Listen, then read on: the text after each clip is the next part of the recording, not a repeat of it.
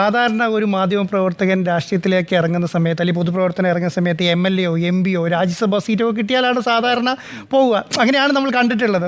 ഇടയ്ക്ക് താങ്കൾ മത്സരിച്ചെങ്കിൽ പോലും ഇപ്പോൾ എന്ന് പറയുന്നത് പാർട്ടി ഏറ്റവും പ്രതിസന്ധി നേരിടുന്ന സമയം, ഇടതുപക്ഷം ഏറ്റവും പ്രതിസന്ധി നേരിടുന്ന സമയം. ഈ സമയത്താണ് താങ്കൾ എന്ത് പറയുന്നത് രാഷ്ട്രീയ പ്രവർത്തനത്തിലേക്ക് ഇറങ്ങുക എന്ന് പറയുന്നത്.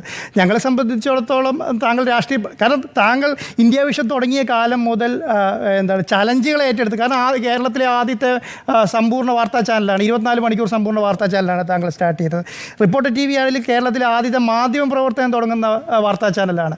അപ്പോൾ അങ്ങനെ നോക്കുമ്പോൾ താങ്കൾ എല്ലാ ചലഞ്ചുകൾ ഏറ്റെടുക്കാൻ തയ്യാറുള്ള മനുഷ്യൻ. ആ ഒരു ചലഞ്ചാണെന്ന് എനിക്ക് തോന്നുന്നു താങ്കൾ ഇപ്പോൾ രാഷ്ട്രീയത്തിൽ ഇറങ്ങുന്നത്. കാരണം ഞങ്ങളെ സംബന്ധിച്ചിടത്തോളം മാത്രമല്ല, പ്രേക്ഷകരെ സംബന്ധിച്ചിടത്തോളം പോലും ഇപ്പം ഇത് ചിലപ്പോൾ എന്തിനാണ് അദ്ദേഹം ഇപ്പോൾ രാഷ്ട്രീയ പ്രവർത്തനത്തിലേക്ക് ഇറങ്ങുന്നതെന്ന് ചിന്തിച്ചുകൂടാകില്ല.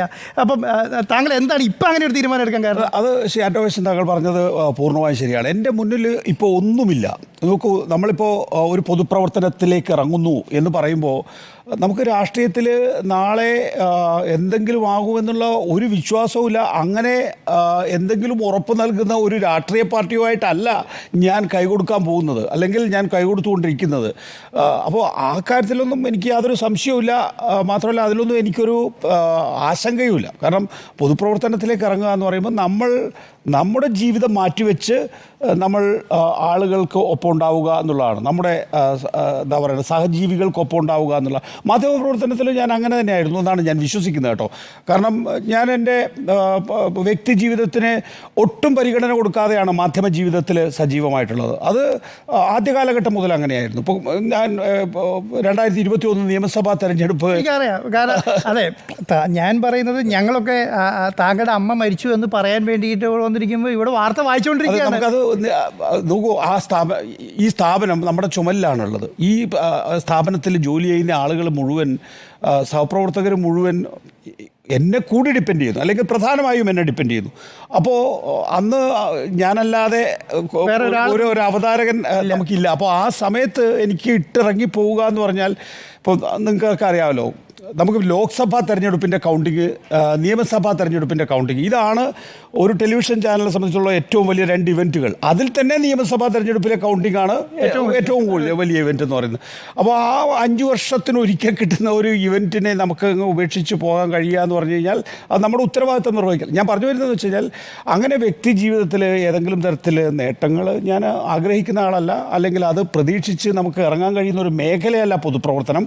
പക്ഷേ എനിക്ക് എൻ്റെ സഹജീവികളോടൊപ്പം കുറച്ചുകൂടി അടുത്ത് ഇടപഴകണം, കുറച്ചുകൂടി അവരുമായി ചേർന്ന് നിൽക്കണം എന്നുള്ളതാണ് എൻ്റെ ഇപ്പോഴത്തെ ആഗ്രഹം. അല്ല, പൊതുവേ നമ്മുടെ രാഷ്ട്രീയ പ്രവർത്തകർ ഇപ്പം അങ്ങ് മാധ്യമ പ്രവർത്തകരായി രാഷ്ട്രീയക്കാരെ നോക്കിക്കൊണ്ടിരുന്ന ആളാണ് അല്ലേ?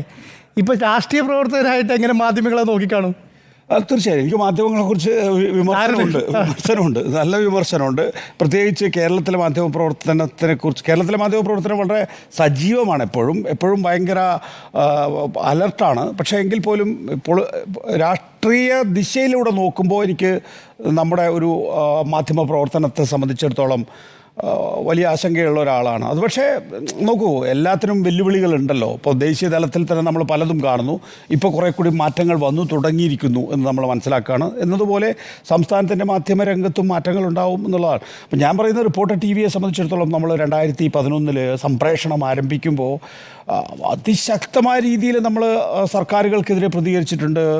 പല വിഷയങ്ങളും നമ്മൾ പുറത്തു കൊണ്ടുവന്നിട്ടുണ്ട്. പല രീതിയിലുള്ള ഭീഷണികളും അവഗണിച്ചുകൊണ്ട് നമ്മൾ ചില സാമൂഹ്യ രാഷ്ട്രീയ വിഷയങ്ങൾ മുന്നോട്ട് കൊണ്ടുപോയിട്ടുണ്ട്. അപ്പോൾ മാധ്യമപ്രവർത്തകൻ എന്നുള്ള നിലയിൽ നമുക്ക് രാഷ്ട്രീയക്കാരെ മുഖം നോക്കാതെ എതിർക്കാൻ കഴിഞ്ഞതുപോലെ തന്നെ രാഷ്ട്രീയ രംഗത്ത് നിന്ന് നമുക്ക് മറ്റെല്ലാ മേഖലകളെയും ആ നിലയിൽ തന്നെ വിമർശനാത്മകമായി നോക്കാൻ കഴിയും. അതിനൊപ്പം മാധ്യമങ്ങളെയും വിമർശനാത്മകമായി നോക്കേണ്ടി വരും എന്നുള്ളതാണ് എൻ്റെ. അല്ല, ഇപ്പോൾ രാഷ്ട്രീയ